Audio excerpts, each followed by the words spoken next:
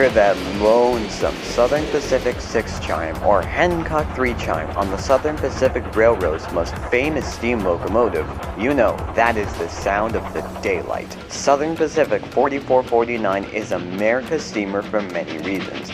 She is the most well-known steam locomotive for the American Freedom Train. She has also appeared in many movies and TV shows, and she is also the most popular steam locomotive in the United States. 4449 has had an illustrious service life from the time she was built in 1941 by the Lima Locomotive Works to now. You are watching Southern Pacific 4449, Pride of America.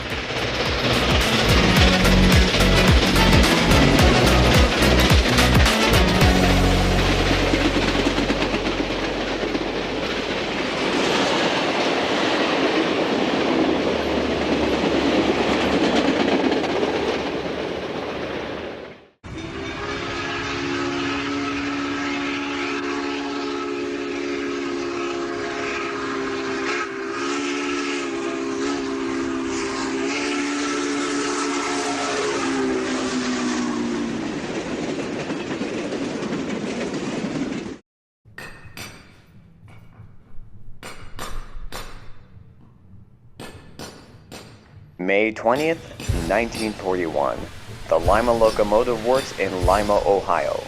This beautiful GS4 for the Southern Pacific Railroad was built, and she was one of the last steam locomotives for the new GS4 class. She rolled out of the factory in Ohio and was attached on a freight train for the Golden State of California.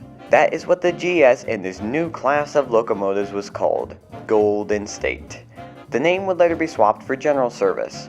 On May 30th, 1941, she was put into service on the most beautiful train in the world, the Coast Daylight Passenger Train running between Los Angeles and San Francisco.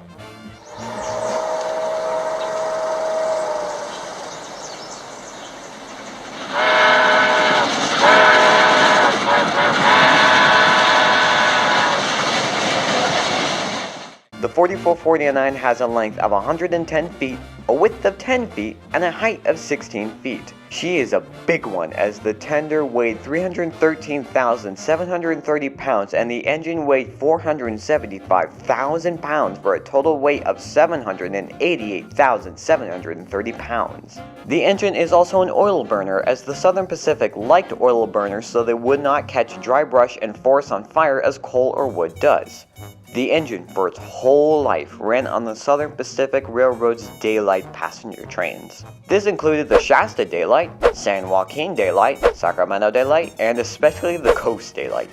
The engine has a whistle and an air horn, a Hancock 3 chime,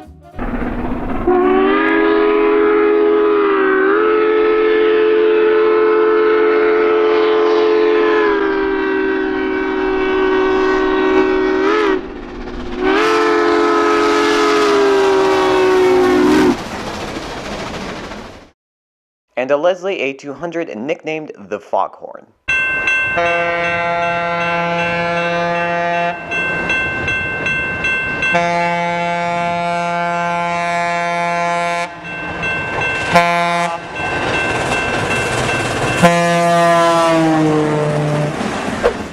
For all of the locomotive's life, she served the western United States in Southern California, the Southwest, or even in the dense forests of Northern California and Southern Oregon. But her jobs were always the prestigious daylight passenger trains. The 4449 operated for the longest time in her iconic Southern Pacific daylight colors in red, orange, and black for their passenger trains.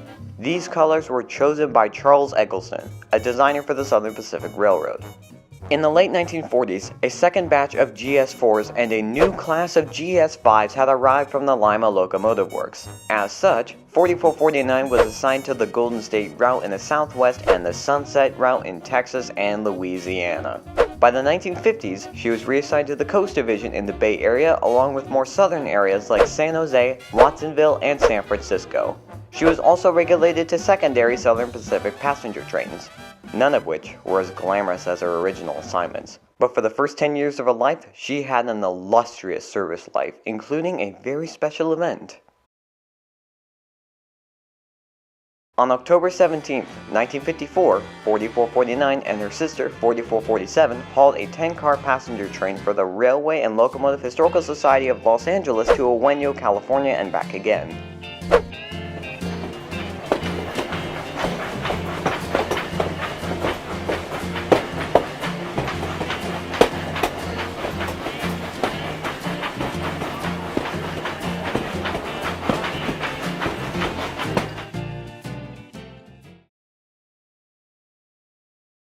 In 1955, 4449 was one of the last GS4s and daylight engines in the red, orange, and black paint scheme. But her time and her iconic daylight colors wouldn't last much longer, as she was repainted to black and silver like most of her siblings after dieselization came to the Southern Pacific in the mid-1950s. Along with that, her skirts were also removed. The 4449 was then assigned to the San Joaquin Valley area in Bakersfield and Fresno to pull freight and passenger trains. She occasionally did haul the San Joaquin daylight, but her days of running between San Francisco and Los Angeles were long gone, as she was regulated to helper service and fast freights. On September 24, 1956, 4449 was semi-retired from service, indicating the beginning of the end. She wasn't fully retired because she was still an option for emergency jobs like a helper or when another train broke down, but she was no longer hauling regular trains for the SP. However, 4449's fate was sealed as on October 2, 1957, she was fully retired from service and placed in storage at the SP's Bakersfield Roundhouse, 111 miles north of Los Angeles.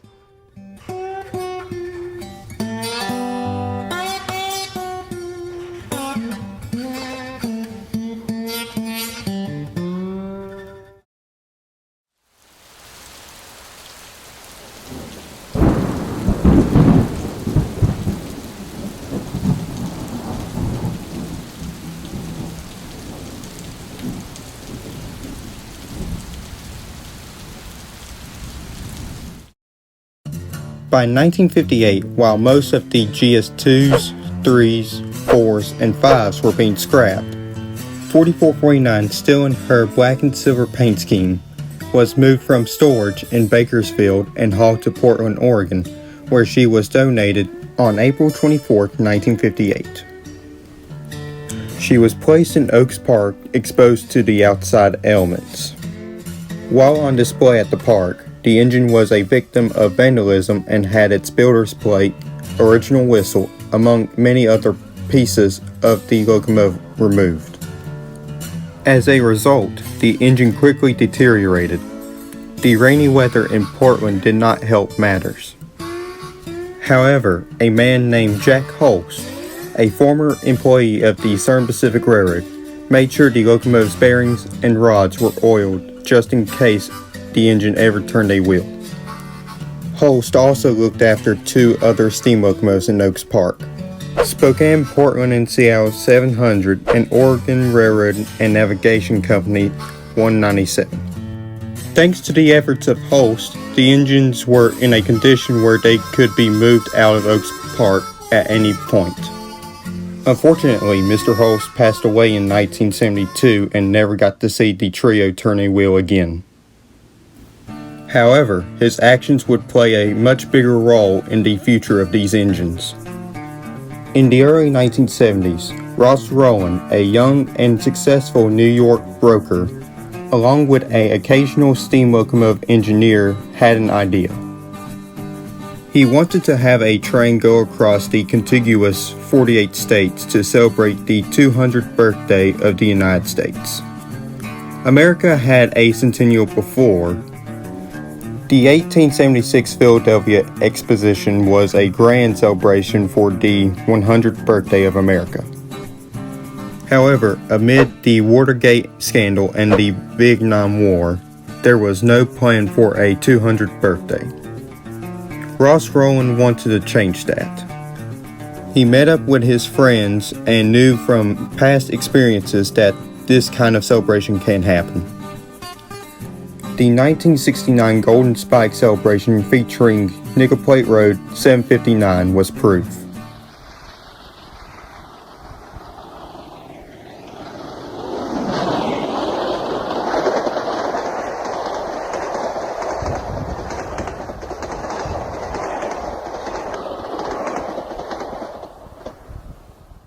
Rowan, knowing that this was possible, began working on the project in 1971. Unfortunately, he wasn't able to get very much publicity, and lack of sponsors didn't help. Many who heard of Rowan's attempts didn't believe that it was possible to have steam locomotives haul a bicentennial train across the U.S. But he persisted and eventually caught a break in 1973 when he met Ralph Weisinger. Ralph was a close friend of Pepsi's chairman, Don Kendall. After a meeting between Rowan, Weisinger, and Kendall, Pepsi's chairman liked the idea of the train and granted $1 million as a sponsor for the American Freedom Train Foundation. Pepsi's backing of the Freedom Train made the news, and Rowan found himself more sponsorships coming his way with companies like Kraft, General Motors, and various other companies sponsoring the train, and now had a lot of the money issue solved with all these sponsors. When President Richard Nixon heard about this project, he gave Rowan access to the National Archives with objects that were a big part of America's history put on the train, like the Liberty Bell, the Constitution, Bill of Rights, and many more. More than 500 artifacts were put on the train. With money, equipment, and now approval from the federal government solved, all that was left was to pick a locomotive. But that was easier said than done, as Rowan and his crew needed a big and powerful locomotive like a 484 or even bigger. Anything smaller like a Mikado Consolidation or a Mountain was too small for the train. While others were scouting to find the appropriate locomotive for the train, Rowan found out about 4449 in Oaks Park. After traveling to Portland, his team inspected the locomotive.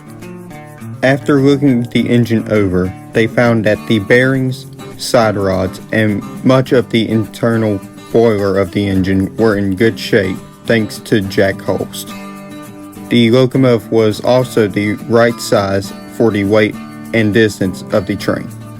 Furthermore, the engine also had iconic Southern Pacific skirts that could fit with a lot of paint schemes. As such, the engine was then chosen for the American Freedom Train.